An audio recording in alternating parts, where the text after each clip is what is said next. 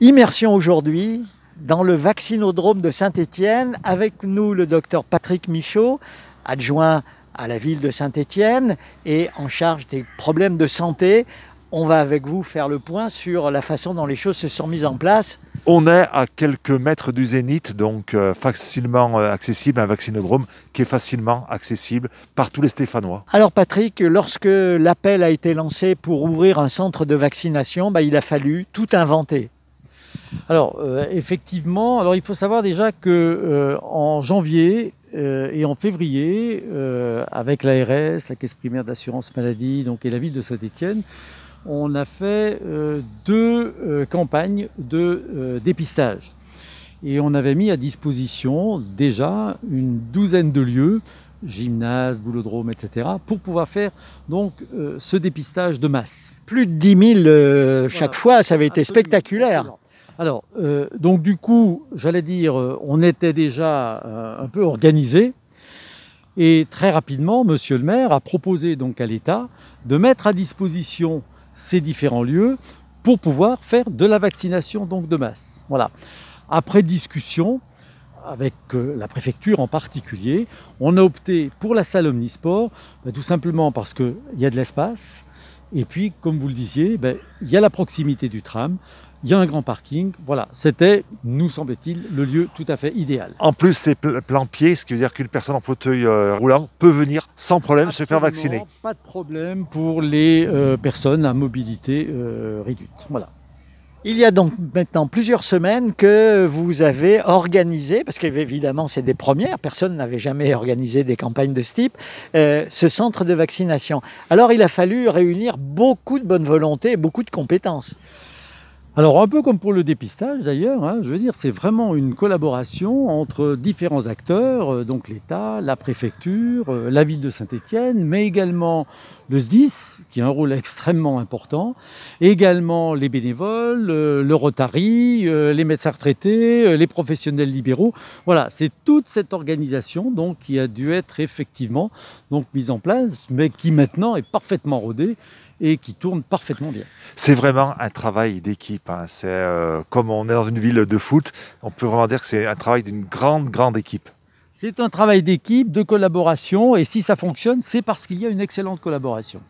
Alors vous êtes monté progressivement en puissance, parce que vous avez commencé en fonction des doses que vous aviez, par quelques centaines, et puis aujourd'hui, le colonel du SDIS il nous a dit 2041 vaccinations. Alors, on a commencé sur un week-end avec 500 doses par jour. Donc c'était, j'allais dire, pour la mise en bouche. Voilà. C'était déjà pas mal. C'était un rodage. Et au bout et dès la première semaine, on a vacciné pratiquement 1000 personnes tous les jours. Après, on a pu monter très progressivement en charge, 1200, 1300, pour arriver à 2000 personnes vaccinées donc, tous les jours. Vous l'avez dit aujourd'hui, donc 2040. On a dépassé donc, les 2000 depuis quelques jours, avec un objectif d'arriver peut-être à 2500 vaccinations par jour, puisque le site a été formaté pour arriver à 2500 vaccins par jour sur 16 lignes de vaccination. Aujourd'hui, combien de personnes vaccinées depuis le début de la campagne de vaccination ? Entre le 10 avril et le 24 mai, on a eu plus de 55 000 vaccinés et en première dose. Et en deuxième dose, on est à plus de 7500 ou 7700. Voilà, entre le 10 avril et le 24 mai. En se disant en souriant, deux fois Geoffroy Guichard pour se représenter. Vraiment sur une progression qui risque de s'accentuer encore avec l'élargissement évidemment des conditions de vaccination.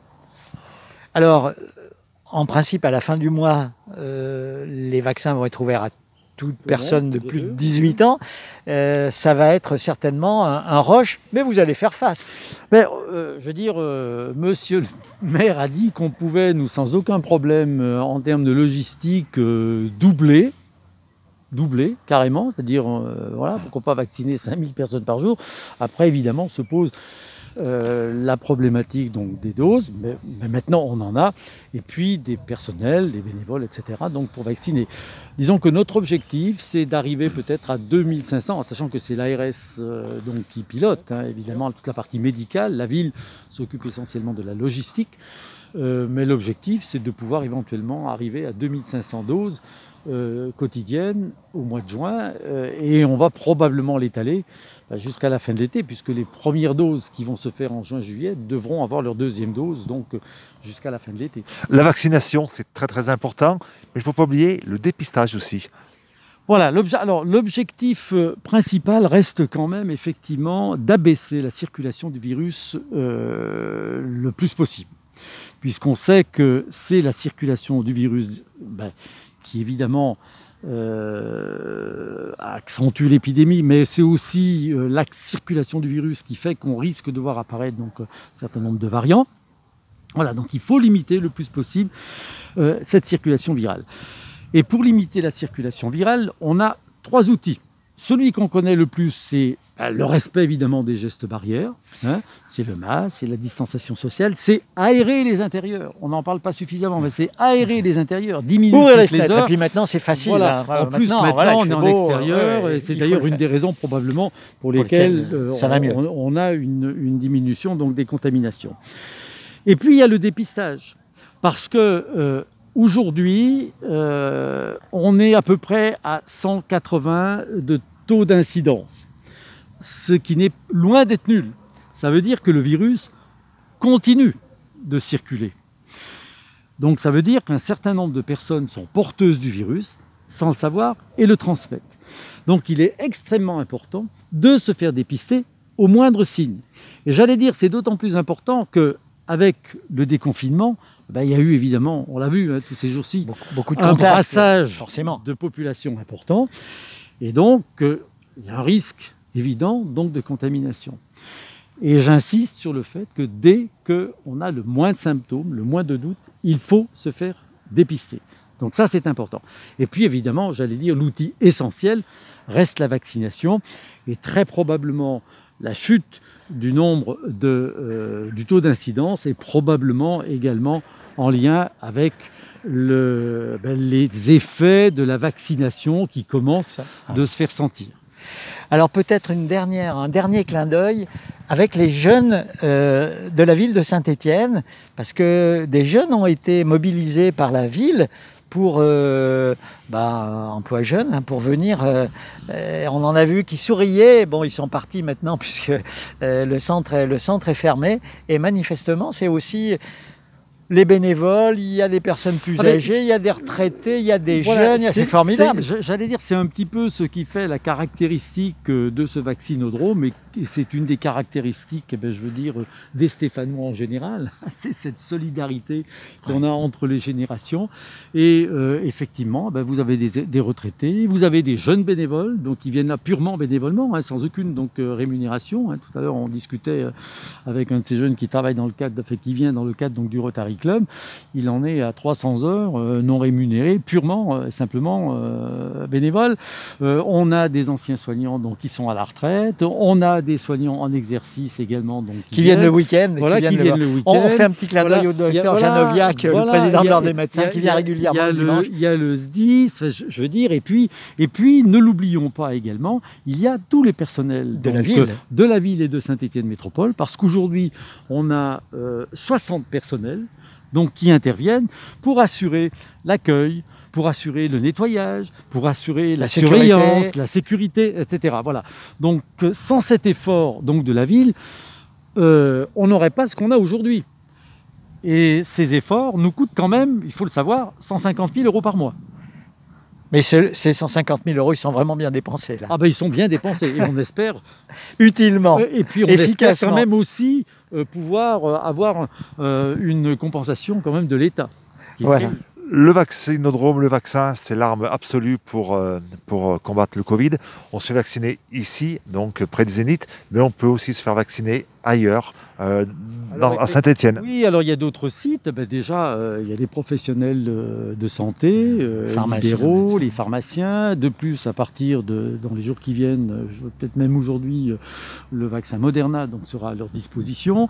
On a également donc, le centre IG, on a le CHU, on a le HPL, etc. Voilà, on a la Doctolib également. Doctolib. Voilà, Doctolib. c'est Doctolib ou Covid Tracker Vitmadose et on vous renvoie effectivement sur les sites où il y a de la place. On vient de loin parce qu'on était une des villes, un des départements les plus touchés il y a encore quelques semaines. Alors le pic, j'allais dire, vraiment épidémique de la deuxième vague, c'était octobre donc pour Saint-Étienne, hein, puisque Saint-Étienne, entre guillemets, a fait tristement l'actualité nationale puisqu'on était donc la ville donc, la plus touchée. Voilà, grâce aux mesures de confinement, etc., on a pu améliorer donc la situation, la mise en place de la vaccination, les campagnes de dépistage, la communication qu'on a vu autour a permis quand même de revenir au taux auquel on est actuellement, mais qui, je le rappelle, reste encore un peu supérieur par rapport à la moyenne nationale. Voilà, soyons Donc, prudents. Il faut continuer d'être prudent. C'est vraiment, je crois qu'on a encore un mois à tenir, pratiquement. On a un mois à tenir. Respectons les gestes barrières. Porter le masque en intérieur, quand on reçoit de la famille, aérer, voilà. Autant de petits gestes importants, mais qui nous permettront donc de passer le cap et de sortir de cette vilaine affaire. Dans cette salle des sports, les dernières fois où nous sommes venus, c'était pour le tournoi de tennis international féminin de Saint-Étienne. Là, c'est tout à fait autre chose. Il y a plus d'un an. Il y a plus d'un an. Mon colonel, merci de nous accueillir. C'est vous qui êtes le responsable du site. Alors, présentez-nous. Alors aujourd'hui, voilà, je suis le superviseur. Voilà, en charge des différentes équipes de vaccination, du vaccinodrome. Voilà. Donc aujourd'hui, nous sommes accompagnés, nous avons à peu près passé 2041 personnes. Le score de la journée est impressionnant. Le score est impressionnant, mais c'est ce qui était prévu, donc le score a été atteint, il n'y a pas de souci particulier. Voilà. Alors l'organisation. L'organisation donc chapeautée, comme vous voyez, par les pompiers, mais différents intervenants. Donc tout ce qui est bénévole, associations, sécurité civile, Rotary Club, Croix-Rouge, DPC, etc., qui sont présents et qui nous aident activement, notamment sur la plateforme Doctolib. Donc les différentes inscriptions et vérifications administratives. Donc ça, c'est la première étape que vous voyez là derrière nous. Donc là, actuellement, ils n'ont plus personne, ils vont passer les 2040. La journée est terminée. La journée est terminée pour les inscriptions, voilà. Donc ce qui fait qu'on a désactivé le poste, on n'a plus qu'une personne au cas où qui est présente, voilà. Ensuite ici, on le verra ultérieurement, donc c'est le passage devant le médecin qui vérifie les questionnaires, l'état de santé et on prend la température des candidats à la vaccination. Troisième poste, c'est le poste de la vaccination le plus important, donc passage auprès des pompiers, du personnel médical pour se faire vacciner. Et pour finir, de nouveau la partie administrative, Doctolib, voilà, et le lien avec le fichier de la sécurité sociale pour inscrire tous ces personnels-là et leur donner leur attestation, leur QR code de vaccination. Le QR code, ça commence à marcher. Hein. Moi, je sais que c'est dans les téléphones, c'est formidable. Hein. C'est efficace, voilà. On a l'impression qu'il y a une mobilisation générale. Alors l'ensemble des personnels sont vraiment même voilà, effectivement, vous voyez, malgré la fatigue, on devine le sourire sous le masque des agents. Les agents sont tous motivés, et même les personnes bénévoles, et surtout les personnes bénévoles, on tire leur chapeau. Et alors les pompiers vaccinent? Les pompiers vaccinent, bien sûr, oui. J'ai vu que vous aviez fait une répétition pour apprendre. Effectivement, il fallait se former à ces gestes, voilà. Mais donc depuis 2 mois, déjà les pompiers vaccinent, ont été formés pour ça. Et vaccinent, ce qui permet de tenir des cadences énormes. Voilà. Tous les pompiers vaccinent? Tous les pompiers formés vaccinent, effectivement. Ici, donc, tous les pompiers sont formés pour vacciner. Pour vacciner, ce sont des pompiers qui sont portés volontaires pour cette vaccination? Oui, bien sûr, oui. Ils sont portés volontaires, bien sûr. Alors, depuis 2 mois, l'organisation est bien rodée maintenant. Vous avez une idée du total approximatif de ce vaccinodrome? Mais c'est plusieurs dizaines de milliers de personnes. On a commencé par 1000 personnes et on en est maintenant à 2000 personnes. Voilà. C'est impressionnant. C'est impressionnant, c'est efficace. C'est surtout efficace. C'est efficace. Et le rendu pour la population est satisfaisant puisque les gens sont contents. Les gens sont contents. Voilà. On voit les sourires à la sortie. On voit les sourires, voilà, les remerciements, ça nous fait plaisir. Avec Nicolas, donc bénévole du Rotary Club. Alors, je suis membre du Rotaract. Donc, le Rotaract, c'est pour les plus jeunes membres Rotary. Après, tous les Rotary Loire-Sud sont associés avec tous les autres clubs services, par exemple le Lyons, les Kiwanis et j'ai oublié, les Inner Wheel. on s'est tous associés pour être présents sur le vaccinodrome pour justement la partie on va dire administrative. Donc en fait on vérifie que les gens aient bien un rendez-vous, puis on remplit la première partie de leur questionnaire médical avec leur nom, leur prénom, leur date de naissance. Donc voilà, c'est un rythme un peu intensif quand on vient, parce qu'il faut qu'on passe 2000 personnes sur la journée. Donc sur le poste encore, on a de la chance, on est 12, donc on est aussi associé avec la Croix-Rouge, l'Ordre de Malte, la Protection civile et la Croix-Blanche, où chacun vient en fonction des capacités qu'il a avec les bénévoles qu'ils ont en interne à fournir du monde pour ce côté administratif. Par exemple, nous, le Rotary, on est là tous les jours de la semaine, du lundi au vendredi, on est 3 par créneau horaire, donc on est 3 x 3 sur la journée parce qu'on a 3 créneaux. Après, la Croix-Rouge, eux, sont en général 5 sur toute la journée.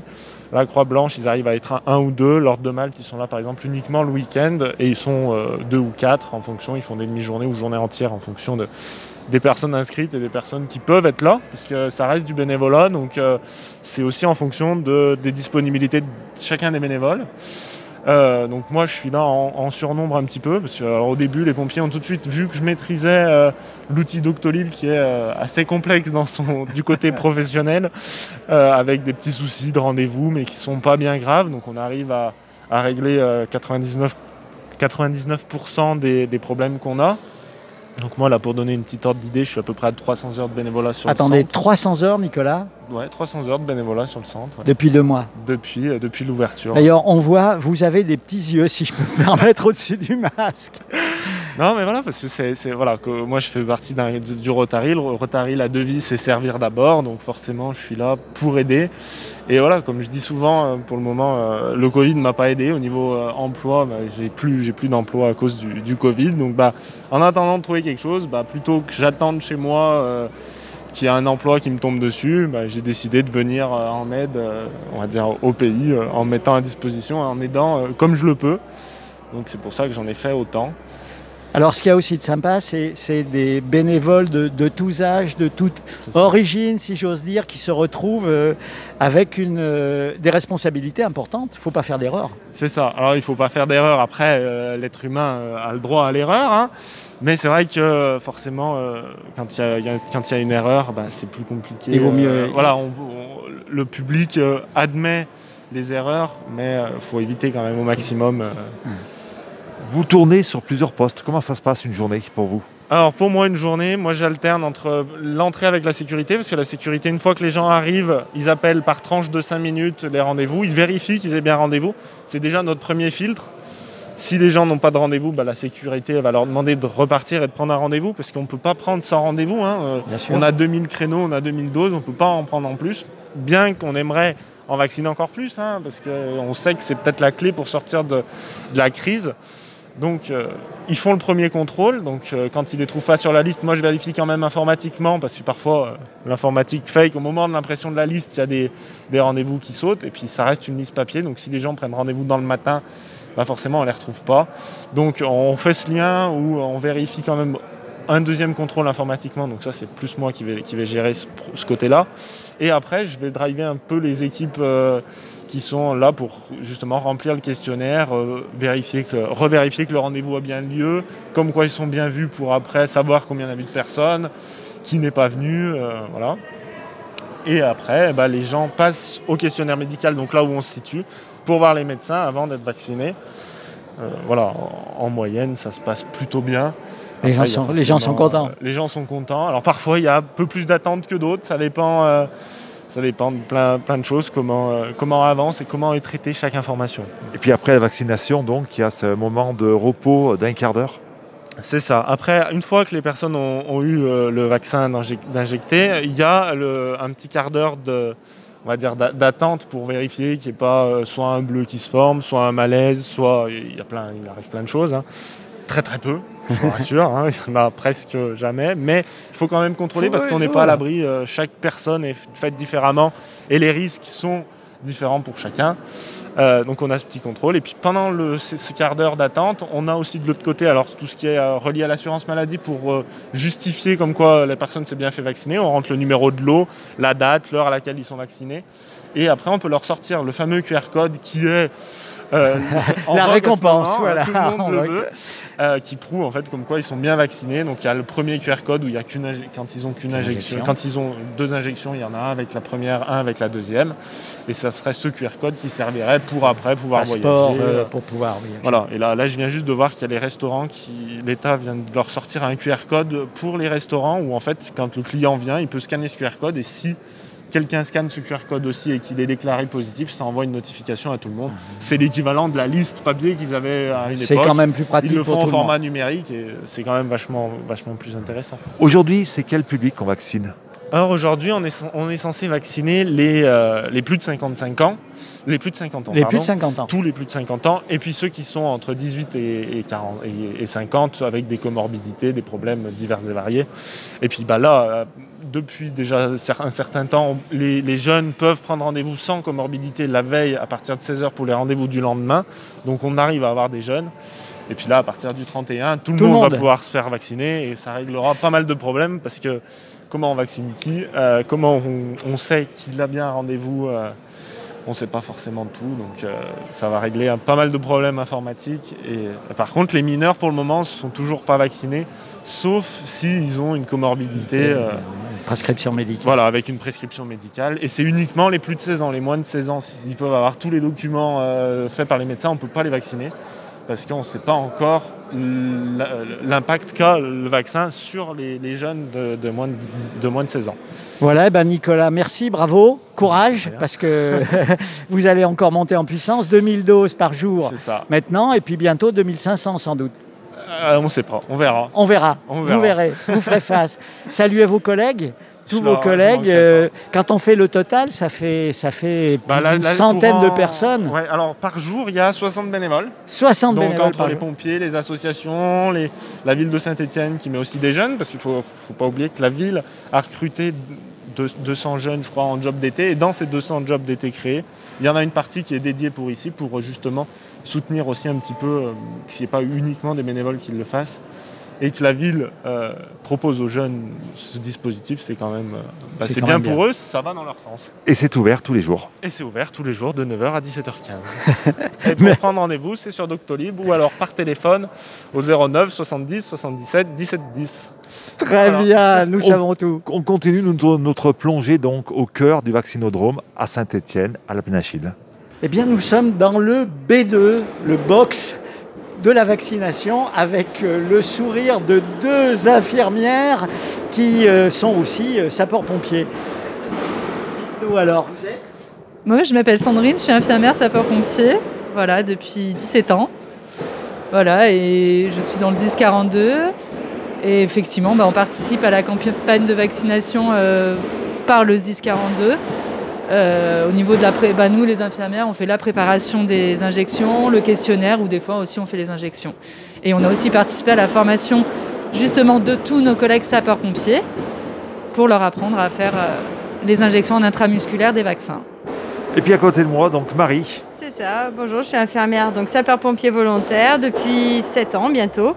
Et pareil, j'occupe le poste de préparatrice, de vaccinatrice aussi, et les interrogatoires médicaux à l'entrée du vaccinodrome.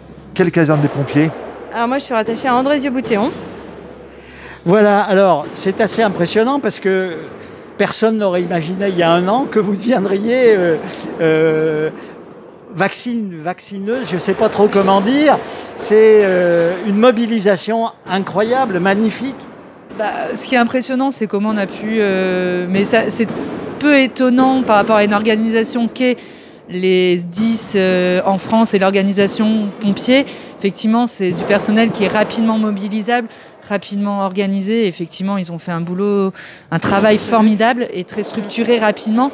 Parce que ça, je pense que c'est institutionnel aussi, que c'est une institution qui est capable de réunir du monde rapidement et de façon très organisée. Mais effectivement, après, faire des vaccins, on en fait au quotidien dans notre profession à l'hôpital. Effectivement, en masse comme ça, c'est quand même assez inédit. Et effectivement, on ne le reverra peut-être pas tout de suite dans notre carrière, mais c'est très intéressant. C'est la continuité du Covid qui a démarré l'année dernière, et puis on continue les choses jusqu'au bout en fait. Mais qui nous donne un côté un peu plus sympa que ce qu'on a pu vivre sûr.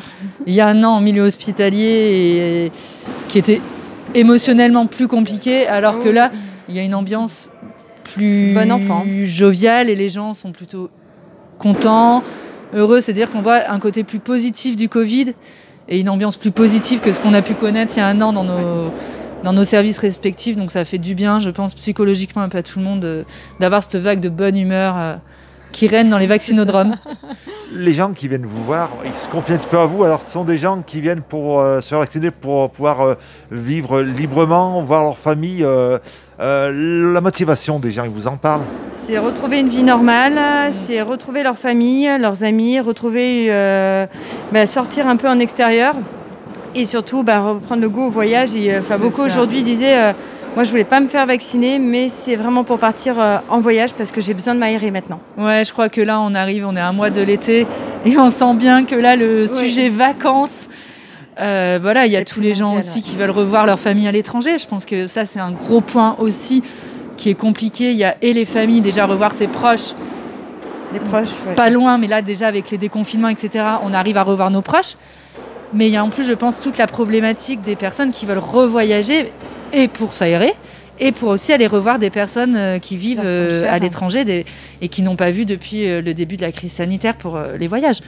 Donc je pense que c'est la grande motivation et puis je crois que les gens se sont fait à l'idée, après avoir eu beaucoup de peur du vaccin, de toute façon tout le monde s'est fait à l'idée que je pense que c'était collectif et que si on voulait effectivement revenir à peu près dans un cadre de vie comme on avait avant, il fallait qu'on se vaccine, quoi. Alors, ce fameux vaccin, en particulier le Pfizer, il est dans des frigidaires, ça se passe comment? C'est un peu mystérieux, on voit dans un coin du vaccinodrome, il y a des grandes précautions qui sont prises justement, puisque les conditions sont quand même très, très sévères. Alors déjà, la première condition, c'est que nous, on n'a pas accès au frigo c'est-à-dire que vous avez pu voir dans tout le vaccinodrome, il y a un infirmier coordinateur, qui est un infirmier pompier professionnel de SDIS 42, qui est l'infirmier coordinateur. Il n'y a que lui qui a accès vraiment au frigo où sont stockées les doses de vaccins. Donc sur le vaccinodrome, il y a Pfizer, mais il y a aussi AstraZeneca. On fait beaucoup moins, mais on peut faire de l'AstraZeneca. Et effectivement, c'est lui qui coordonne en fait le nombre de préparations, qui nous sort les doses. Nous, avec mes collègues, quand on a la préparation, qu'on voit qu'on commence à avoir des flacons qui diminuent, on va le voir et c'est lui qui gère vraiment le stock. Donc nous, en fait, on a un stock et après, par vaccin, on sait comment on doit le préparer, on le reconstitue dans du sérum physiologique et après, on prend la dose nécessaire qu'on va injecter aux gens. Et avec, évidemment, l'objectif de n'en perdre pas une. Effectivement, après, ça reste, c'est ce qu'on en parlait un peu avec les médecins, ça reste des micro-doses. Et qu'effectivement, il y a des fois, il y a un peu de volume qui peut se perdre, etc. En tout cas, ce qui est injecté, c'est toujours 0,3 ml, donc c'est toujours la bonne dose qui est toujours diluée dans le même volume. Après, des fois, il y a une dose qui se perd, ça peut arriver au passage, mais c'est très rare. Et voilà, dans la préparation, rassurons tout le monde, c'est toujours la bonne dose qui est injectée, heureusement. Voilà. Une journée, on est bien fatigué, je pense, parce qu'il y a de la tension, il y a du bruit, il y a des sourires, il y a plein d'épaules. Vous avez vu des centaines d'épaules. Il y a un brouhaha qui est constant. On voit. C'est vrai que c'est un brouhaha constant. C'est vrai qu'on arrive à tourner de poste, mais c'est vrai que faire une journée à préparer des vaccins, c'est épuisant, puisqu'au bout d'un moment, la graduation, on les voit plus.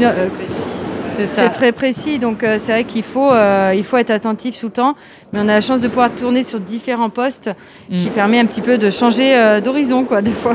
Et c'est ce qui est justement très important par rapport à la question précédente, justement pour l'histoire de ne pas perdre de dose.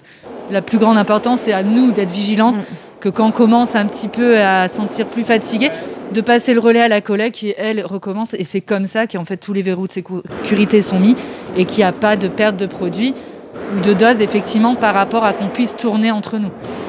Voilà, écoutez, merci, formidable, merci. Jean-Marc. On est bravo, courage, parce que ça va encore monter en charge dans les semaines qui viennent. Apparemment, c'est ce qu'on nous a annoncé. Apparemment, on verra dans les prochaines semaines. Merci. Et puis on va le dire, ça ne fait pas mal de se faire vacciner. On est vaccinés tous les deux, il n'y a pas de souci. Ça fait vraiment pas mal. Venez. Les savent très bien piquer. Merci beaucoup. Merci à Noélie pour la réalisation technique. La journée se termine. Il y a eu 2041 personnes qui ont été vaccinées aujourd'hui, dont vous, Anne. Alors, racontez-nous J'ai pas grand-chose à raconter. Ça s'est très bien passé. L'organisation est très efficace. Je termine aussi ma journée par cette première injection de vaccin. Et je suis contente de pouvoir du coup prévoir la deuxième injection début juillet et être tranquille pour cet été. Doctolib, ça s'est bien passé? Très pas bien. de souci? Oui, aucun souci. Aucun souci. La prise de rendez-vous. Ensuite, ici, l'organisation est absolument rodée, nickel. C'est complètement rodé. Moi, je viens du milieu industriel et là, c'était une sacrée organisation industrielle. Hein.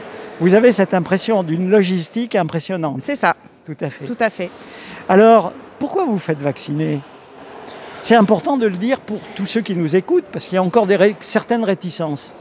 Parce que moi, je veux être protégée. J'ai réussi depuis 1 an à passer à travers le Covid. Je n'ai pas spécialement envie de l'attraper et j'ai envie aussi de ne pas le transmettre, si possible, même si ce n'est pas encore complètement prouvé que la vaccination... On continue à être très prudent. C'est ça. La seconde dose début juillet. C'est ça. Et alors les vacances ensuite. Exact.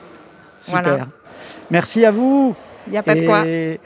À travers vous, on salue tous nos concitoyens qui font un geste pour eux, mais aussi pour tout le monde. Oui. Merci.